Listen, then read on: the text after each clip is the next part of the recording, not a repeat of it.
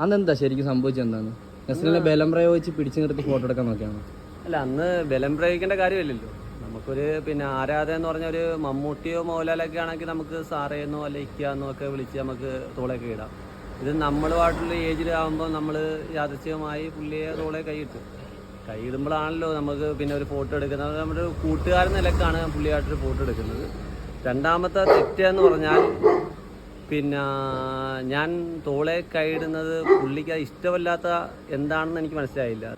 ഒരു കൂട്ടുകാരൻ നിലക്കല്ലാതെ നമുക്ക് പുള്ളിയെ കാണാൻ പറ്റത്തില്ല. അല്ലെ ഒരു സഹോദരൻ അല്ലെങ്കിൽ നമ്മളെക്കാട്ടി ചേട്ടനോ അതൊക്കെ ആണെങ്കിൽ നമുക്കൊരു ഷെയ്ക്കാൻ്റെ കൊടുത്തിട്ട് ഒരു ഫോട്ടോ മേടിക്കുക. ഇത് പെട്ടെന്നൊരു ആവേശത്തിന്റെ പുറത്ത് പുള്ളിയുടെ തോളെ കൈയിട്ട്. ഇതല്ലാതെ എനിക്കൊന്നും പറയാനില്ല. നെസ്ലിനോട് എന്തെങ്കിലും വെറുപ്പ് തോന്നിയോ?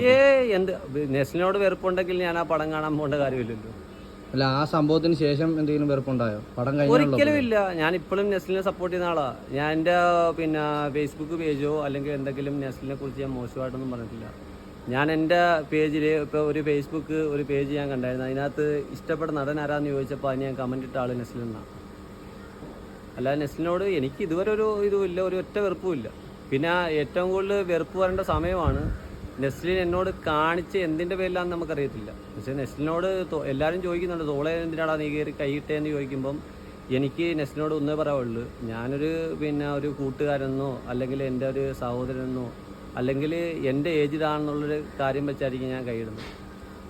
അല്ലാതെ ഞാൻ പുള്ളിയെ ബലമായി പിടിച്ചു വെച്ചെന്നോ അന്ന് ഞാൻ പറയത്തില്ല. പുള്ളി അങ്ങനെ പറയുവാണെങ്കിൽ പോലും ഇനി പുള്ളിയുടെ ഭാഗത്താണ് ശരിയെങ്കിൽ പോലും ഇപ്പോൾ എല്ലാവരും നെഗറ്റീവ് കമൻറ്റ് പറയുന്നത് എന്നോടാണ്.